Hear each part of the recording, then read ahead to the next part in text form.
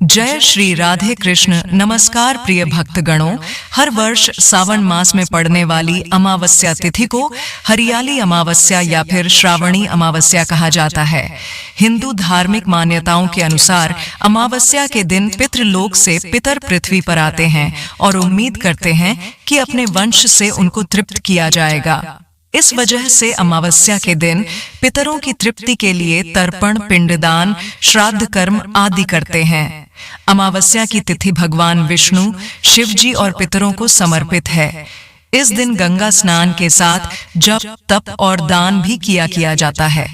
धार्मिक मान्यता है कि अमावस्या पर श्री हरि, शिव जी और पितरों की पूजा करने से भक्तों के जीवन में खुशियों का आगमन होता है और साथ ही पितृदेव प्रसन्न होते हैं। अगर सुहागिन महिलाएं अमावस्या का व्रत करती है तो उन्हें अखंड सौभाग्य की प्राप्ति होती है। प्रिय भक्तगणों, इस दिन भगवान विष्णु को प्रसन्न करने के लिए, उनकी कृपा की प्राप्ति के लिए पूरे विधि विधान से भक्त व्रत धारण करें, या फिर व्रती जो कि व्रत नहीं भी धारण कर पाते हैं किसी भी कारणवश, वह भी आज के दिन भगवान विष्णु और शिव जी की विधि विधान से पूजा करते हैं, प्रार्थना करते हैं, मंत्रों का जप करते हैं और अमावस्या की व्रत कथा का श्रवण करते हैं तो उनको श्री हरि विष्णु की कृपा अवश्य प्राप्त होती है। तो भगवान विष्णु की कृपा प्राप्त करने के लिए आज हम श्रवण करेंगे अमावस्या की पौराणिक सत्य कथा और इस दिन अवश्य सुनी जाने वाली सोना धोबिन की कथा। यदि आप इस कथा को सुन रहे हैं तो पूरा सुने। किसी भी व्रत कथा को आधा अधूरा नहीं छोड़ते, इससे विष्णु जी का अनादर होता है। वीडियो को लाइक करके कमेंट में जय श्री हरि विष्णु अवश्य लिखे। यदि हिंदू रिलीजियस टेल्स चैनल को सब्सक्राइब नहीं किया है तो सब्सक्राइब करके बेल बटन को भी दबाइए। तो चलिए भक्तगणों, श्री हरि विष्णु, शिव जी और पितरों का ध्यान करते हुए श्रवण करते हैं यह पावन पौराणिक व्रत कथा। बोलिए ओम नमो भगवते वासुदेवाय नमः। जय श्री हरि विष्णु। हरियाली अमावस्या की कथा के अनुसार कहा जाता है कि एक राजा की बहू ने एक दिन मिठाई चोरी करके खा ली और नाम एक चूहे का ले दिया। यह बात जानकर चूहे को क्रोध आया और उसने तय किया कि एक दिन राजा के सामने सच लेकर ही आऊंगा। फिर एक दिन राजा के यहाँ अतिथि पधारे और राजा के ही अतिथि कक्ष में सोए। चूहे ने रानी के वस्त्र ले जाकर अतिथि के पास रख दिए। प्रातःकाल उठकर सभी लोग आपस में बात करने लगे कि छोटी रानी के कपड़े अतिथि के कमरे में मिले। यह बात जब राजा को पता चली तो उस रानी को घर से निकाल दिया। रानी प्रतिदिन संध्या को दिया जलाती और ज्वार बोती और पूजा करके गुड़धानी का प्रसाद बांटती थीं। फिर एक दिन राजा शिकार करके उधर से निकले तो राजा की नजर रानी पर पड़ी। राजा ने महल में आकर कहा कि आज तो वृक्ष के नीचे चमत्कारी चीज है। अपने झाड़ के ऊपर जाकर देखा तो दिए आपस में बात कर रहे थे। आज किसने क्या खाया और कौन क्या है? उसमें से एक दिया बोला, आपके मेरे जान पहचान के अलावा कोई नहीं है। आपने तो मेरी पूजा भी नहीं की और भोग भी नहीं लगाया। बाकी के सब दिए बोले, ऐसी क्या बात हुई? तब दिया बोला, मैं राजा के घर का हूँ। उस राजा की एक बहू थी, उसने एक बार मिठाई चोरी करके खा ली और चूहे का नाम ले लिया। जब चूहे को क्रोध आया तो रानी के कपड़े अतिथि के कमरे में रख दिए और राजा ने रानी को घर से निकाल दिया। वो रोज मेरी पूजा करती थी, भोग लगाती थी। उसने रानी को आशीर्वाद दिया और कहा कि सुखी रहे। उसने आगे बताया कि रानी की मिठाई चोरी की वजह से चूहे ने रानी की साड़ी अतिथि के कमरे में रखी थी और बेकसूर रानी को सजा मिल गई। फिर सब लोग पेड़ पर से उतरकर घर आए और कहा कि रानी का कोई दोष नहीं था। यह सुनकर राजा ने रानी को घर बुलाया और फिर सभी सुखपूर्वक रहने लगे। बोलिए श्री हरि विष्णु लक्ष्मी नारायण भगवान की जय। प्रिय भक्तगणों, आज के दिन अमावस्या की कथा अवश्य ही सुनी जाती है, अन्यथा यह व्रत पूर्ण नहीं होता। आइए श्रवण करते हैं। एक बार की बात है, एक गांव में ब्राह्मण ब्राह्मणी रहते थे।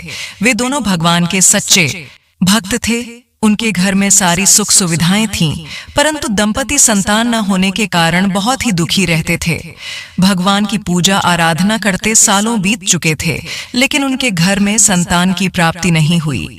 एक दिन ब्राह्मण ने अति दुखी होकर अपनी पत्नी से कहा कि मैं वन में तपस्या के लिए जा रहा हूँ। जंगल में जाकर कड़ी तपस्या करूंगा, क्या पता हमें भी संतान सुख प्राप्त हो जाए। ऐसा कहकर ब्राह्मण तपस्या के लिए वन में चला गया और वहां जाकर कठोर तपस्या करने लगा। तपस्या करते करते सालों बीत चुके थे, लेकिन उसका कोई निष्कर्ष नहीं निकला। भगवान ने ब्राह्मण को दर्शन नहीं दिए तो ब्राह्मण बहुत ही दुखी हुआ और वह सोचने लगा कि इस व्यर्थ जीवन का क्या फायदा, मैं अपने जीवन को समाप्त कर देता हूं। इस प्रकार सोचकर वह पेड़ की डाली पर फांसी का फंदा लगाकर मरने को तैयार हो गया। जैसे ही वह फांसी का फंदा गले में डालकर कूदने वाला था, तभी सुख अमावस्या प्रकट होकर बोली है, ब्राह्मण, यह तू क्या कर रहा है? आत्महत्या करना महापाप है। तो ब्राह्मण ने कहा कि क्या करूं, मैं हमेशा से भगवान की भक्ति करता आ रहा हूं, मुझे एक संतान का सुख भी प्राप्त नहीं हुआ, तो उस मेरी भक्ति का क्या फायदा हुआ? अब मैं बिल्कुल निराश हो चुका हूं, मेरा भगवान से भरोसा उठ चुका है, मैं अपने जीवन को समाप्त कर देता हूं, मेरे पास एकमात्र बस यही उपाय है। तो यह सुनकर सुख अमावस्या बोली कि देख ब्राह्मण, तेरे 7 जन्म तक कोई संतान का सुख नहीं लिखा है, किंतु मैं तुम्हें 2 कन्या का वरदान देती है। तुम आज अपने घर लौट जा। आज से 9 महीने बाद तुम्हारे घर 2 कन्याओं का जन्म होगा। एक कन्या का नाम अमावस्या रखना और दूसरी का नाम पूनम रखना, और तुम्हारी पत्नी से कह देना कि सुख अमावस्या का व्रत करें। अमावस्या के दिन 1 कटोरी चावल भर उस पर दक्षिणा रखकर किसी मंदिर में देकर आना। ऐसा 1 साल तक करना है। 1 कटोरी चावल सहित दान करते रहना। ब्राह्मण को इस प्रकार वरदान देकर सुख अमावस्या अंतर्ध्यान हो गई। वरदान पाकर ब्राह्मण बहुत ही खुश हुआ, खुशी खुशी घर लौट आया। घर आकर अपनी पत्नी को सारी बात बताई। सुनकर ब्राह्मणी को भी बहुत ही खुशी हुई। उसके बाद उसने हर माह आने वाली अमावस्या के व्रत रखने शुरू कर दिए। विधिपूर्वक व्रत रखती, कथा सुनती और 1 कटोरी चावल भरकर दान कर देती। वरदान के अनुसार 9 महीने बाद ब्राह्मण के यहाँ 2 कन्याओं ने जन्म लिया। तो ब्राह्मण ने सुख अमावस्या के कहे अनुसार एक कन्या का नाम अमावस्या रखा और दूसरी का नाम पूनम रखा। इस तरह संतान सुख पाकर ब्राह्मण और ब्राह्मणी बहुत ही खुश रहते थे। धीरे धीरे समय बीतता गया, दोनों कन्याएं बड़ी हो गईं। ब्राह्मण की बड़ी बेटी अमावस्या धार्मिक प्रवृत्ति की थी। वह प्रतिदिन भगवान की पूजा पाठ करती और व्रत रखती, लेकिन छोटी बेटी पूनम भगवान में बिल्कुल विश्वास नहीं रखती थी। वह भगवान को मानती भी नहीं थी और अपनी बड़ी बहन को ऐसा करने से भी मना किया करती थी। एक दिन ब्राह्मणी ने ब्राह्मण से कहा कि स्वामी, हमारी दोनों कन्याएं विवाह योग्य हो गई हैं, कोई अच्छे से घर और वर की तलाश करके इनकी शादी हमें कर देनी चाहिए। तो ब्राह्मण ने कहा कि बात तो तुम ठीक कह रही हो। दूसरे ही दिन ब्राह्मण अपनी कन्याओं के लिए वर की तलाश में निकल पड़ा। कुछ ही समय में ब्राह्मण को अपनी बेटियों के लिए मनपसंद घर और वर मिल गया। तो ब्राह्मण ने रिश्ता पक्का कर दिया। दोनों बहनों का रिश्ता अलग अलग गांव में हुआ। दोनों बहनों के ससुराल वाले धनी और संपन्न थे। शादी पक्की करके ब्राह्मण घर आ गया। घर आकर उसने ब्राह्मणी को सारी बात बताई। तो सुनकर वह बहुत ही खुश हुई और भगवान को धन्यवाद देने लगी कि जैसी सुंदर मेरी बेटियां हैं, वैसे ही सुंदर और संपन्न घर और वर मिल गए हैं। प्रभु, आपका बहुत बहुत धन्यवाद। कुछ दिनों बाद ब्राह्मण ने अपनी बेटियों का विवाह बड़ी ही धूमधाम से किया। दोनों अपने अपने ससुराल चली गईं। तो ब्राह्मण की बड़ी बेटी अमावस्या के घर तो धन दिन दुगना रात चौगुना हो गया और 9 महीने बाद पुत्र प्राप्ति भी हो गई। लेकिन छोटी बेटी पूनम के घर सब कुछ नष्ट हो गया। वह बहुत ही दुखी रहने लगी। उसके दुख का कोई भी सीमा नहीं थी। एक बार बड़ी बहन अमावस्या को पता चला कि उसकी छोटी बहन बहुत ही दुखी है। उसके घर में धन धान्य सब कुछ नष्ट हो गया है। तो वह खाने पीने का सामान और खूब सारा धन लेकर गाड़ी भरकर अपनी बहन के घर गई और पूछा कि पूनम, क्या बात है? तेरे ससुराल वाले घर परिवार में अच्छे भले थे, फिर यह क्या बात हो गई कि सब कुछ नष्ट हो गया? तो पूनम ने दुखी होते हुए कहा कि बहन, मुझे कुछ भी नहीं पता, मेरे आने के बाद यहाँ पर सब कुछ नष्ट हो गया है। यह कहते हुए वह रोने लगी। तो उसकी बड़ी बहन ने कहा कि सब कुछ ठीक हो जाएगा, चिंता करने की कोई बात नहीं है। तुम भी आज से सुख अमावस्या का व्रत किया करो और पूजा करके व्रत कथा पढ़ा करो। जिससे तुम्हारे घर में सुख समृद्धि आ जाएगी और अन्न धन के भंडार भर जाएंगे। तुम ऐसा करना कि 1 साल तक अमावस्या के व्रत करना और हर अमावस्या को 1 कटोरी चावल से भरकर सह दक्षिणा दान कर देना। तो यह सुनकर पूनम को थोड़ी खुशी हुई कि शायद मेरे भाग्य भी सुधर जाए। तो पूनम ने अमावस्या के कहे अनुसार आने वाली अमावस्या को व्रत रखना शुरू कर दिया और 1 कटोरी चावल से भरकर दान करने लगी। तो थोड़े ही दिनों में उसके घर में सुख, समृद्धि और धन धान्य की प्राप्ति हुई। 9 महीने बाद बहुत ही सुंदर पुत्र को जन्म दिया। तो इस तरह अमावस्या के व्रत करने से वह सुखी और संपन्न हो गई। जो भी व्यक्ति अमावस्या का व्रत विधि विधान पूर्वक करता है, अमावस्या माता उसके घर में सुख समृद्धि के भंडार भर देती है और मां के आशीर्वाद से वह सर्व सुखी हो जाता है। बोलो अमावस्या माता की जय। आइए अब सुनते हैं सोना धोबिन की कथा, जिसको सुने बिना अमावस्या की कथा पूर्ण नहीं होती। एक नगर में एक गरीब ब्राह्मण परिवार रहता था। उसके घर में एक पुत्री थी जो बहुत ही सुंदर थी, लेकिन उसकी शादी नहीं हो रही थी। एक दिन एक साधु उसके घर आया और उस कन्या की सेवा से प्रसन्न होकर उसका हाथ देखा। उन्होंने बताया कि उनके हाथ में विवाह रेखा नहीं है। साधु ने बताया कि एक गांव में सोने की धुलाई होती है। यदि यह कन्या उसकी सेवा करे और वह इस कन्या के विवाह के समय अपने मांग का सिंदूर इस कन्या को लगा दे तो इसका विधवापन दूर हो जाएगा। तब ब्राह्मण पिता ने पुत्री को धोबी की सेवा करने को कहा।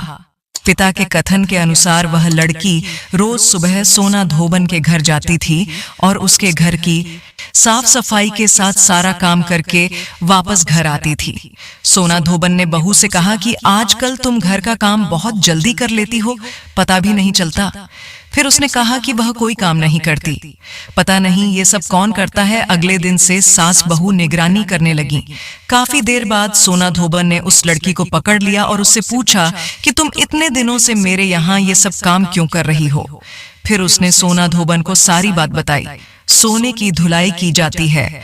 जैसे ही उसने अपना सिंदूर उस कन्या की मांग में लगाया, उसके पति की मृत्यु हो गई। वे कई दिनों से बीमार थे।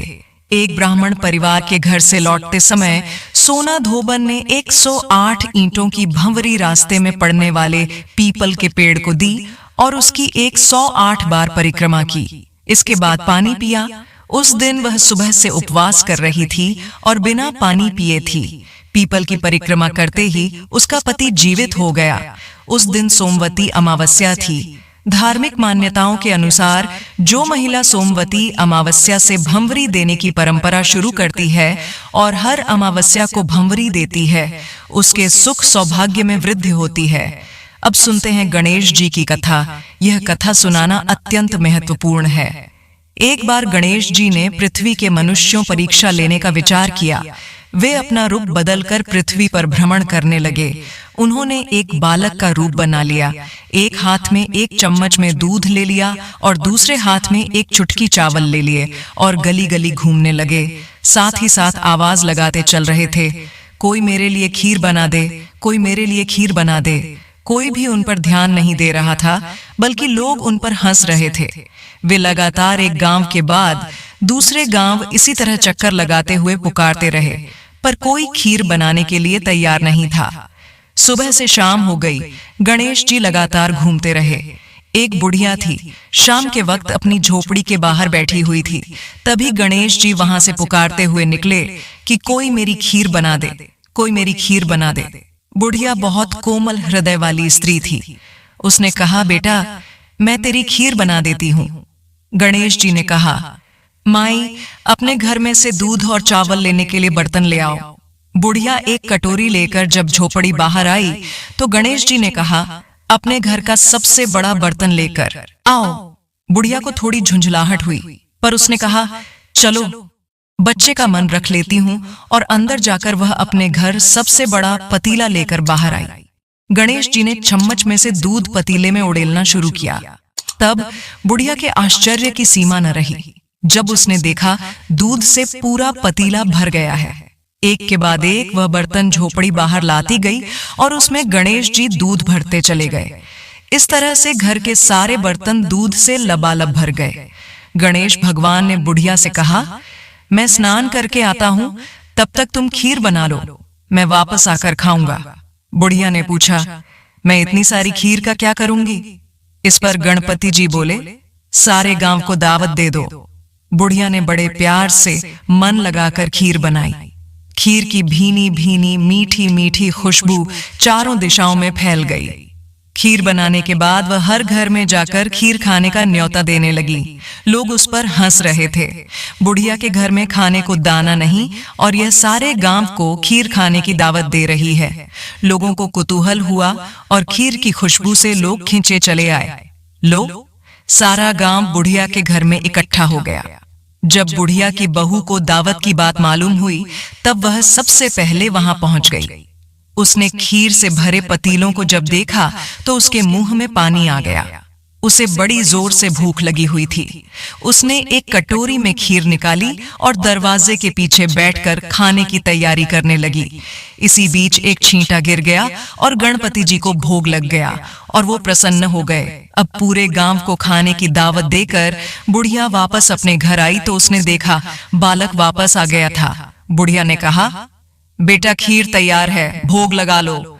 गणपति जी बोले, मां, भोग तो लग चुका है, मेरा पेट पूरी तरह से भर गया है, मैं तृप्त हूं। अब तू खा, अपने परिवार और गांव वालों को खिला। बुढ़िया ने कहा, यह तो बहुत ज्यादा है, सबका पेट भर जाएगा, इसके बाद भी यह बच जाएगी। उस बची खीर का मैं क्या करूंगी? इस पर गणेश जी बोले, उस बची खीर को रात में अपने घर के चारों कोनों में रख देना। और बुढ़िया ने ऐसा ही किया। जब सारा गांव जी भर कर खा चुका, तब भी ढेर सारी खीर बच गई। उसने उसके पात्रों को अपने घर के चारों तरफ रख दिया। सुबह उठकर उसने क्या देखा? पतीलों में खीर के स्थान पर हीरे, जवाहरात और मोती भर गए हैं। वह बहुत खुश हूं। उसकी सारी दरिद्रता दूर हो गई और वह आराम से रहने लगी। उसने गणपति जी का एक भव्य मंदिर बनवाया और साथ में एक बड़ा सा तालाब भी खुदवाया। इस तरह उसका नाम दूर दूर तक प्रसिद्ध हो गया। उस जगह वार्षिक मेले लगने लगे। लोग गणेश जी की कृपा प्राप्त करने के लिए उस स्थान पर पूजा करने और मान्यताएं मानने के लिए आने लगे। गणेश जी सबकी मनोकामनाएं पूरी करने लगे। कहानी के अंत में वही, मैं आज भी यही शुभकामनाएं दे रही हूं।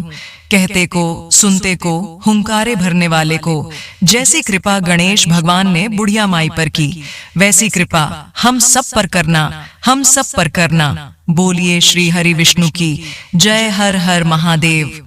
एक और कहानी कहने वाला हूं, लपसी और तपसी की कहानी। एक लपसी था, एक तपसी था। तपसी हमेशा भगवान की तपस्या करता था, लेकिन उसे चोरी करने की आदत थी। लपसी हमेशा शेर की लस्सी बनाता और पहले भगवान को भोग लगा था, उसके बाद में स्वयं भोजन करता। दोनों भाइयों का यही नियम था। तो एक दिन कोई बात को लेकर दोनों भाइयों में कहां सुनी हो गई, तो तपसी बोला कि मैं रोजाना भगवान की तपस्या करता हूं, इसीलिए मैं बड़ा हूं। लपसी बोला कि मैं रोज भगवान को भोग लगाता हूं, इसीलिए मैं बड़ा हूं। ऐसा कहते हुए दोनों जोर जोर से लड़ने लगे। तभी वहां से नारद जी गुजर रहे थे। दोनों को लड़ता हुआ देखकर वहां आए और उनसे पूछा कि तुम दोनों लड़ क्यों रहे हो? तो दोनों ने अपने आप को बड़ा बताया और साथ में बड़ा होने का कारण भी बताया। तो नारद जी बोले कि मैं तुम्हारा फैसला कर दूंगा, कल आऊंगा, बता दूंगा, अभी कौन बड़ा है। दूसरे दिन लपसी और तपस्वी स्नान कर अपनी रोज की भांति भगवान की भक्ति करने आए तो नारद जी ने छुपकर बहुमूल्य वाण एक एक अंगूठी उन दोनों के आगे रख दी। जैसे ही भक्ति करते हुए तपस्वी की नजर उस अंगूठी पर पड़ी तो चुपचाप से उठाई और अपने पैर के नीचे दबा ली। लपसी की नजर अंगूठी पर पड़ी, लेकिन उसने ध्यान नहीं दिया।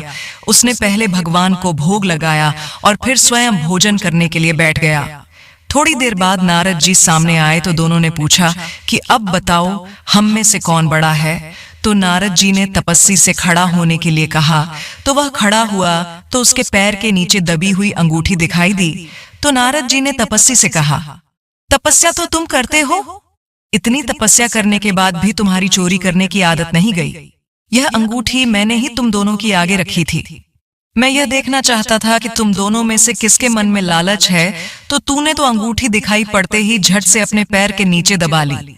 लेकिन लपसी का ध्यान अंगूठी पर जाने के बाद भी लपसी ने अंगूठी को ना ही उठाया और ना ही ध्यान दिया। उसने सिर्फ अपने भगवान जी में ही ध्यान रखा, उन्हें भोग लगाया और बाद में स्वयं भोजन करने लगा।